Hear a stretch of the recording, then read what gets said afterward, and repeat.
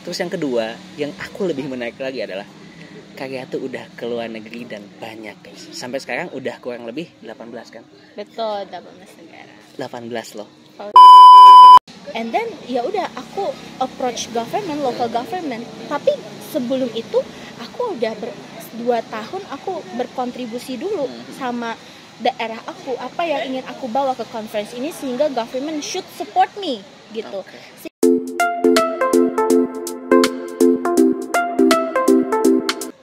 Oke, hola guys, balik lagi bersama aku Fauzi di channel Jejak Zamzami. Thank you banget buat teman-teman semuanya yang udah selalu nonton video-video aku. Dan buat kalian semua yang belum nonton, jangan lupa untuk tonton. Dan jangan lupa juga untuk like, comment, share, dan juga subscribe biar aku makin semangat untuk bikin video buat kalian semuanya. Nah, di video kali ini aku kedatangan tamu yang sangat spesial banget. Kita sapa dulu dong. Halo Karya.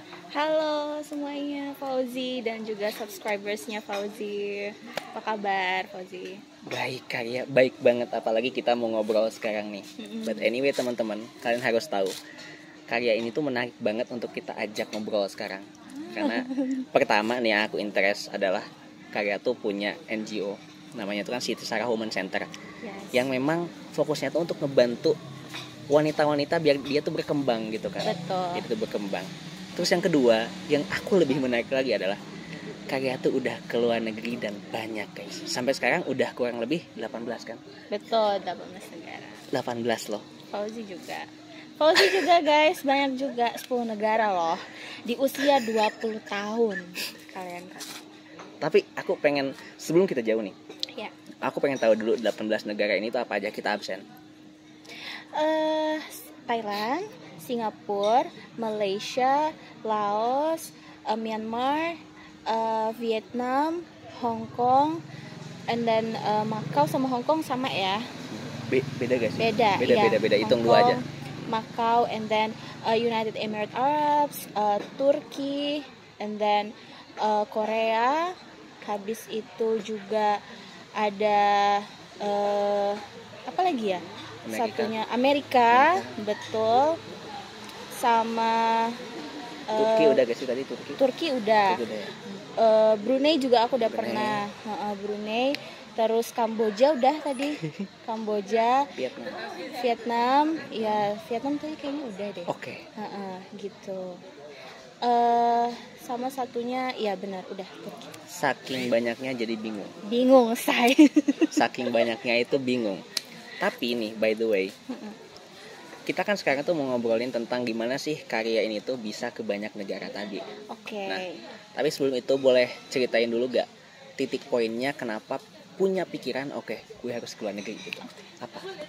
Sebenarnya sih awalnya itu gak pernah kayak pengen cita-cita pengen keliling dunia itu gak pernah Fauzi. Waktu SMA itu ya standar lah cita-cita anak SMA masih muda-mudanya pengen jadi dokter gitu kan. Pengen nolong orang, pengen ini segala macam. Nah, tapi after aku masuk hubungan internasional, aku melihat sesuatu itu jadinya ngerasa kayak oh ternyata dunia ini ternyata luas gitu. Ada satu sudut pandang atau ada satu tantangan challenging yang pengen aku belajar, bukan hanya di lingkungan ini aja gitu. And then aku ngerasa apa sih yang bisa nge-upgrade pengalaman itu gitu. Sehingga aku bisa dapat knowledge, aku bisa dapat ilmu yang bukan hanya dari orang sekitar lingkungan di sini-sini aja gitu, tapi juga aku bisa nambah pengalaman dan critical thinking aku juga melalui budaya lain gitu loh.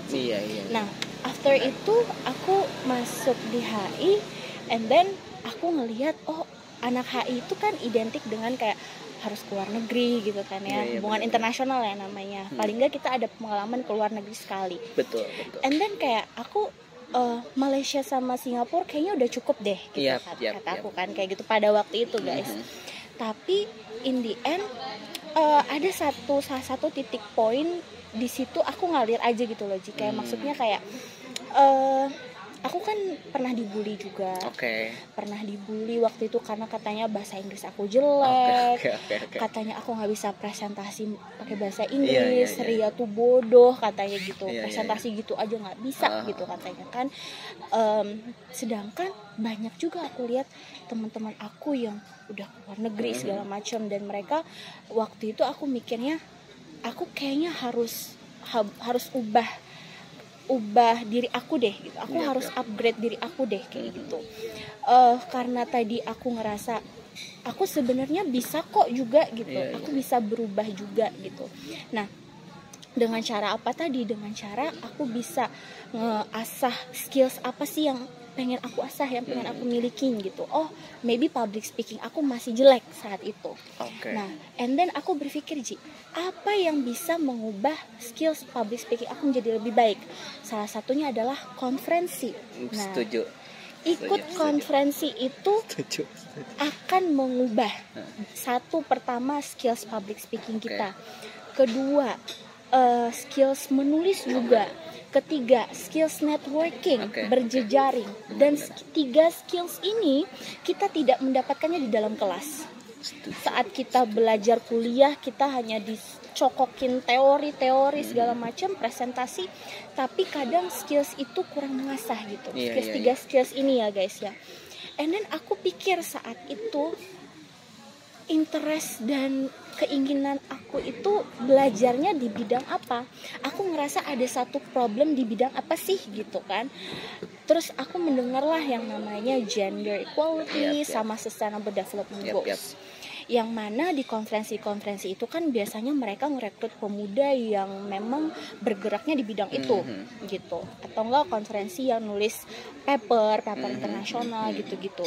Dan sedangkan anak HI juga butuh ada nulis paper, karena itu juga salah satu nilai akademik dan nilai skills juga gitu yang harus kita ini kan gitu kalau nulis paper ya guys ya. Nah, pada saat itu coba-cobalah gitu, coba-cobalah aku mengikuti konferensi pertama aku di Kamboja. Gitu. Berarti yang pertama tuh di Kamboja. Pertama di Kamboja, Ji. Itu konferensi yang akademik kita nulis paper atau yang kayak cultural exchange ataunya? Cultural exchange sama kita ngomongin tentang peace and security juga saat itu.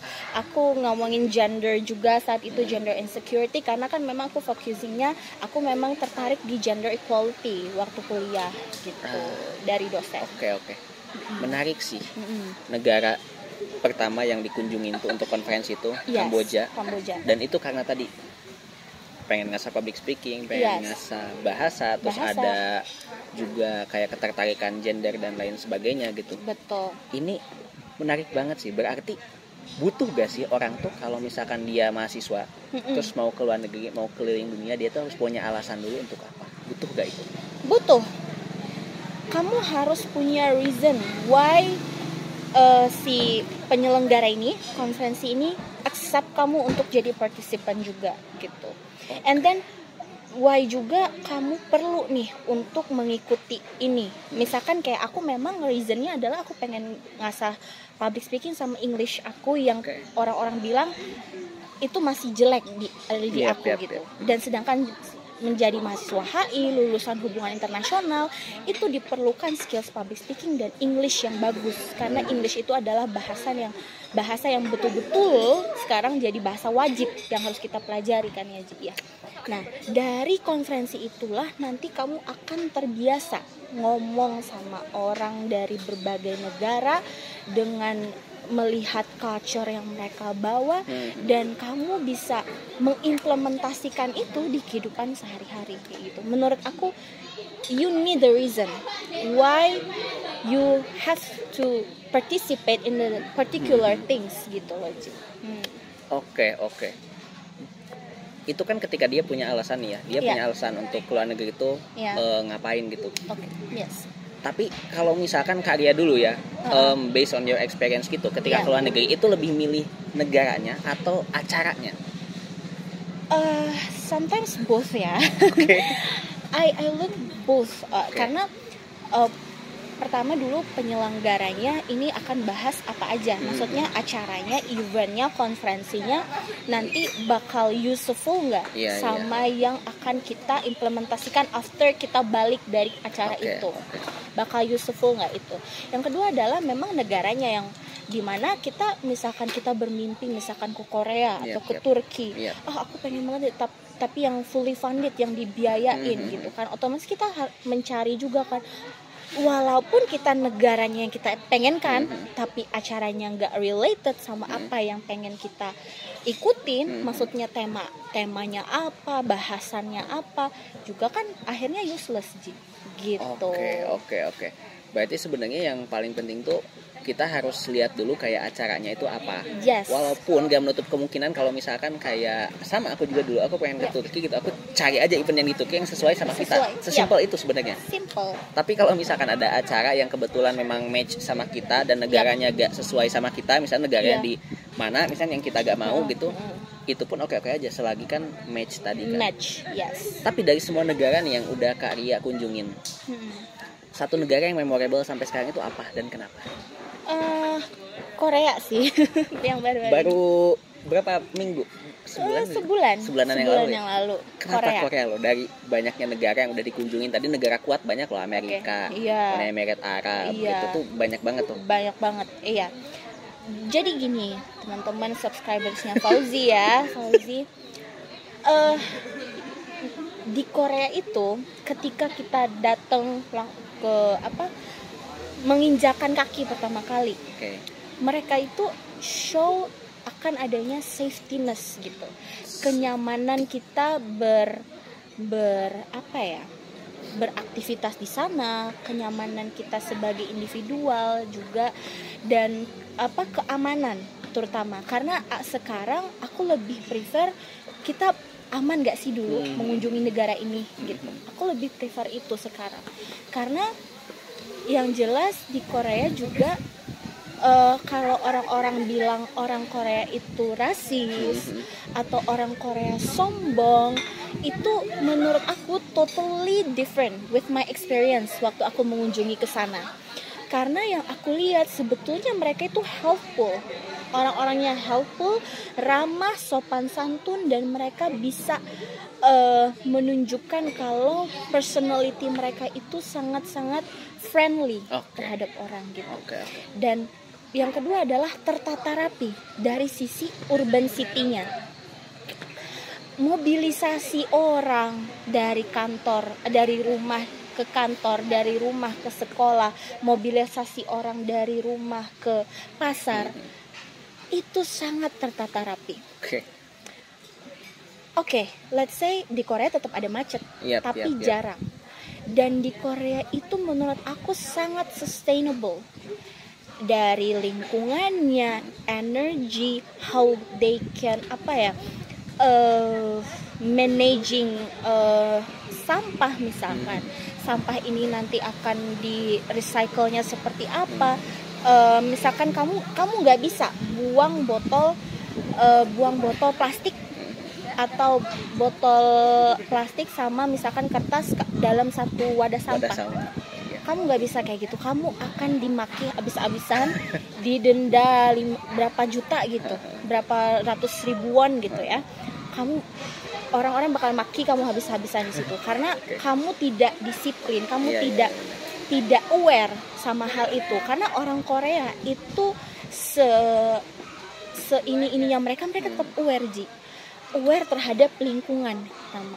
Jadi sampah lo harus pisahin, yang akhirnya itu jadi lingkungan lo bersih gitu, akhirnya kayak nyaman gitu dilihat gitu. And then orang Korea ya tadi tertata rapi dari sisi transportasi ya, terutama kita jalan kaki 2 menit 3 menit udah nemu transportasi umum. Bis, jangan salah guys, transportasi itu lebih mahal di Indonesia dibanding Korea. Can you imagine that? Di Korea kita hanya perlu bayar 12.000 tapi kita udah bisa nyampe kemana-mana. Sedangkan di Indonesia we use Gojek atau itu setara karena itu, tapi itu menghasilkan karbon istilahnya kalau di energi di lingkungan itu kan gak baik gitu untuk lingkungan. Polusinya lah. Polusinya lah gitu.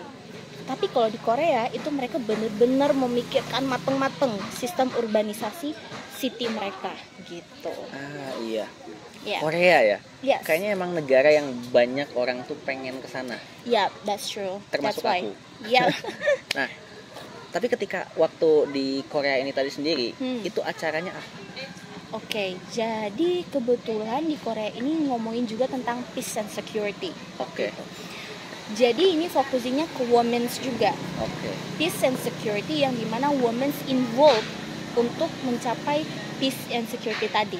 Kebetulan karena aku adalah fokus organisationsnya di gender equality, and then I got the invitations untuk jadi facilitator juga, untuk jadi participant juga, untuk jadi orang yang kita jadi di sana kita mikir satu project gitu, yang dimana di situ project itu bisa nge-involve women, gimana caranya women ini bisa mewujudkan perdamaian dunia juga gitu. Nah, menarik. Roles dari woman-nya. Jadi ya role kita sebagai perempuan, karena kan yang selama ini identik kan perdamaian dunia ya kebanyakan yang tentara-tentara kan cowok apa segala macam. Tapi sebenarnya ada roles dari perempuannya juga untuk peace and security. Oke. Tapi nih ngomongin tadi ke luar negeri banyak. Iya. Nah, biasanya pemuda sekarang tuh problemnya dua. Iya. Dia gak mau ke luar negeri tuh. Rata-rata ya, problemnya mungkin banyak, tapi rata-rata yang aku temuin tuh dua. Oke. Pertama, kendala bahasa. Iya. Kedua, kendala biaya. Oke. Kita bahas satu-satu. Oke. Kendala bahasa. Pernah ngalamin kendala gak, dan gimana cara ngatasinnya? Kendala bahasa. Bahasanya khususnya bahasa Inggris ya. Oke.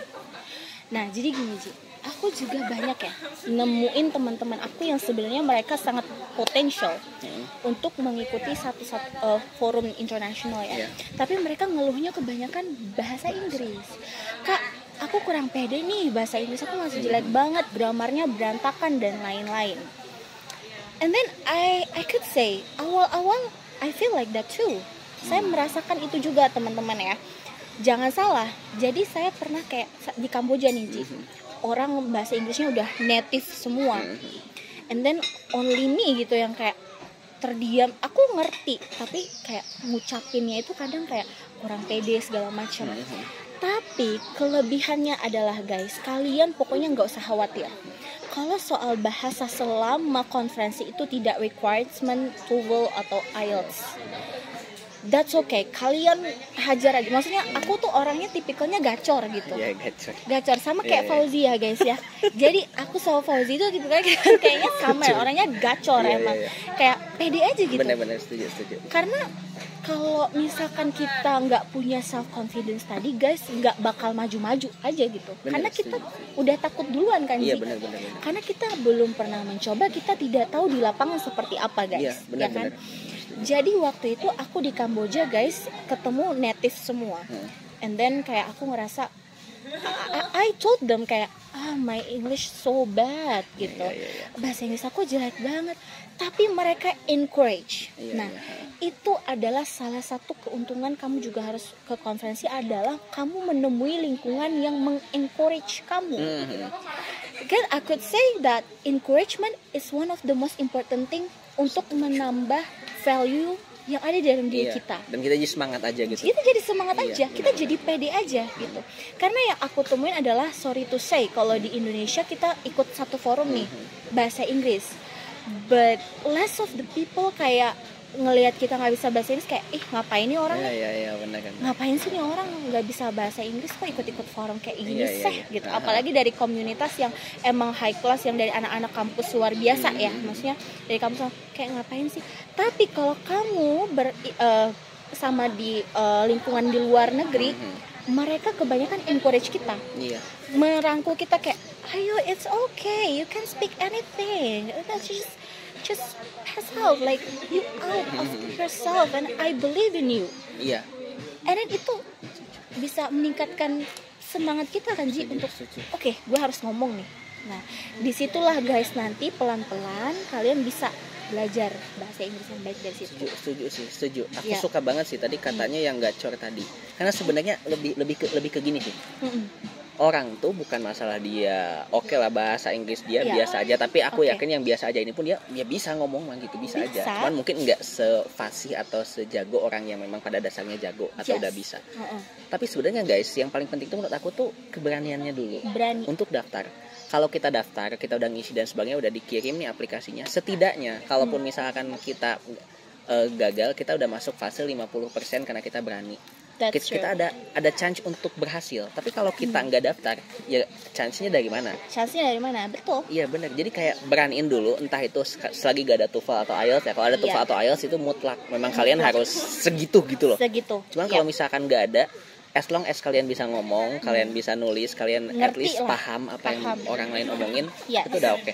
Oke. Nah, terus yang kedua nih, Hmm. masalah biaya. Biaya. Ya. Kendala orang ketika ke luar negeri itu, wah gue gak punya banyak duit nih, cost lot banget kalau kita ke luar negeri. Betul. Cara nanganin itu gimana biar kita tuh dapat event yang memang mungkin gratis atau bahkan kita dibayarin dari event itu, atau kalau gak dari eventnya mungkin kita dapat sponsor atau beasiswa atau apapun itu. Yang penting kita ke luar negeri tuh gak ngeluarin uang. Itu gimana? Oke.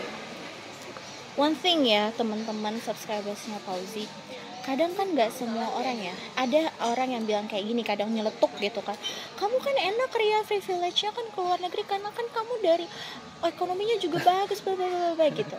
Oke, itu bukan permasalahan itu dulu guys, bukan. Jadi kamu ikut ke luar negeri event biar kamu bisa nggak ngeluarin cost yang banyak. Aku juga dulu sana sini link sana sini. Oke, let's say memang I have a privilege. Kita dia memungkiri itu Yep, ya Ji ya. betul. I have a privilege, tapi privilege itu juga harus kita manfaatkan juga dengan cara tadi, misalkan kayak kita memang ada yang belum luck untuk dapat fully funded Yep. scholarship untuk conference ya Ji ya. Oke, misalkan kita bisa apply untuk proposal, kita apply sponsorship misalkan, terus pinter-pinternya kita nyari sponsorship yang mau ngedanain kita, tapi kita dilihat dulu dong juga kita kontribusinya apa juga gitu. Maksudnya kita nanti setelah kita dibiayain orang nih, misalkan bupati di daerah kita atau gubernur atau dinas pendidikan atau yang kita bawa ini udah ada proyeknya belum gitu. Tapi kalau kamu datang ecek-ecek bawa proposal and then you don't have capability, Iya. that's Orang impossible. juga gak mau biayain Orang kita ya. juga nggak mau biayain kita. Main analogi aja sih sebenarnya. Iya. Kayak orang ada datang ke kita, Yes. mau ceritanya dia misalnya mau bikin bisnis, misalkan dia mau minta modal kita atau pengen kita jadi investor mereka. Terus kalau kita lihat orangnya, wah ini bisnisnya bagus nih, Iya. sustainnya bagus, pengeluaran pemasarannya bagus, berkembang dan sebagainya, kita pasti ada tertarik untuk mau investasi ke sana gitu. Tapi kalau misalkan ada orang yang datang ke kita nih, dia bilang oke gue mau bisnis ini, tapi dia gak ada pengalaman, bisnisnya gak ada, cuman ngomong doang bawa proposal atau apa, kita mungkin worry juga kan. Makanya semua orang juga bisa kan kayak Setuju. gitu. Jadi before you decided ya untuk apply satu conference, yang dimana conference itu ya maybe you have to pay ya, Yap. nggak fully funded, kamu harus prepare itu jadinya 1000 kali lipat. Cause it's not free gitu. Kamu harus prepare-nya dari segi kamu pengalaman kontribusi kamu dulu apa ke daerah misalnya. Kalau kamu pengen mengajukan proposal ke local government. Karena itu guys yang pengalaman aku sadar nih waktu itu aku satu conference ya nggak fully funded gitu. Ibaratnya aku harus pay tiket pesawat. And then ya udah aku approach government, local government. Tapi sebelum itu aku udah 2 tahun aku berkontribusi dulu sama daerah aku, apa yang ingin aku bawa ke conference ini sehingga government should support me gitu. Sehingga sponsorship ini perlu mendukung saya, perlu membiayai perjalanan saya. Misalkan kalian bikin project lingkungan sama komunitas, and then itu lingkungan project itu bisa membawa kabupaten kalian menjadi kabupaten yang misalkan lebih baik secara lingkungan sustainability-nya, awareness masyarakat lebih bagus tentang menjaga lingkungan kelestarian. Sedangkan yang aku bawa adalah tadi project tentang pemberdayaan perempuan yang dimana nanti akan mendatangkan networking yang bagus nanti untuk daerah aku juga, dimana mereka juga networking ini bisa bantu daerah aku untuk mengembangkan proyek pemberdayaan perempuan tadi gitu. Oke. Iya sih sebenarnya. Tapi to conclude gitu ya, Yes. to conclude dari apa yang mungkin Karya bilang itu tadi. Mm-mm. Sebenarnya guys, untuk kita tuh nyari Mm-mm. buat keluar negeri yang gratis gitu ya, Yes. ada beberapa ways sebenarnya. Yang pertama Yeah. tuh kayak memang eventnya yang fully funded, itu Fully funded. jelas gitu loh, kayak Jelas. ya kalian bakal dibayarin. Yang kedua, kalau eventnya misalkan parsial atau self funded, ada Yeah. yang mungkin bisa kalian lakukan. Hmm. Kalau dari aku sih kayak dulu pengalamannya tuh biasanya nyari perusahaan Yes. yang gede-gede ataupun perusahaan yang berkembang atau apapun itu, karena mereka pasti punya yang namanya dana CSR, Ya betul. Corporate Social Responsibility. Nah, dari CSR ini tuh ada dana buat pendidikan. Nah, salah satunya itu bisa dipakai buat kita-kita gitu. Cuman tadi ya, reasonnya harus dipakai kita bawa apa? Kita bawa apa? Karena mereka itu kan perusahaan ya, mereka pasti mau yang namanya profit, Yes. harus betul. win-win solution. Iya. Nah, itu yang pertama sih. Kalau ke perusahaan, terus yang kedua biasanya di kampus. Itu ada dana kemahasiswaan buat support kita gitu. Kalian bisa cari juga ke sana gitu kan. Betul. Atau yang ketiga, ya kalian nyari dana yang memang dari perseorangan. Yes. Perseorangan tuh maksudnya gini guys, ada waktu itu cerita nih Karya dari teman aku tuh, dia punya riset A gitu. Terus ada profesor di luar negerinya yang risetnya sama dia tuh ada A juga gitu. Terus Okay. dia ngajuin ke profesor itu, gimana kalau kita bikin riset bareng dan gue misalkan ke sana ngebantu dirimu atau apa gitu. That's right. Akhirnya si profesor ini tuh mau karena memang kapabilitas dia bagus, riset interestnya sama, didanain lah buat ke sana. Yes. Bahkan sampai dia kuliah di sana didanain sama si profesor ini. Iya. Itu That's right. banyak ways-nya lah gitu. Banyak ways. Yang paling penting satu, cari informasinya. Cari informasi. Banyak cari informasinya. Tapi kalau boleh dikasih nih dari Karya yang udah ke 18 negara ini, tipsnya buat mereka kalau pengen keluar negeri itu waktu mahasiswa gitu, entah itu konferensi, exchange, apapun itu, apa? Tipsnya, persiapannya adalah kamu kuat tahan banting aja, mentally dulu guys, karena untuk approaching orang, ngajuin sponsorship, beasiswa, segala macam lah, kamu harus believe dulu kamu itu udah sejauh mana kamu preparationsnya gitu. Preparations dalam arti mental, udah preparations kamu artinya kamu risetnya udah sampai mana, networking kamu udah seberapa. Tapi kamu jangan takut kayak terlalu mikir yang terlalu jauh, itu enggak. Tapi setidaknya kamu udah mengerti lah, maksudnya apa yang kamu mau, apa yang mau kamu approach, apa nanti goalsnya kamu udah tahu lah setidaknya untuk itu dulu gitu. Sama tadi kayak menurut aku kayak Pak Fauzi bilang adalah ya tadi untuk approach salah satu company untuk nge-support pendanaan kamu kan, ya kamu juga harus believe gitu kalau misalkan kamu punya satu self branding atau misalkan kamu punya satu hal yang bisa kamu jual nih ke mereka, sehingga mereka kayak tertarik membiayain kamu gitu. Atau si conference ini tertarik ngebiayain kamu harus betul-betul mengenali karakteristik kamu dulu, specialty kamu dulu di mana. Banyak orang di dunia ini pintar kan Ji, nggak 1000 juta orang, banyak orang yang pintar. Banyak orang yang pengen jadi nomor 1, tapi it's not important. Kamu nggak perlu jadi nomor 1, kamu hanya perlu jadi orang yang spesial. Karena apa?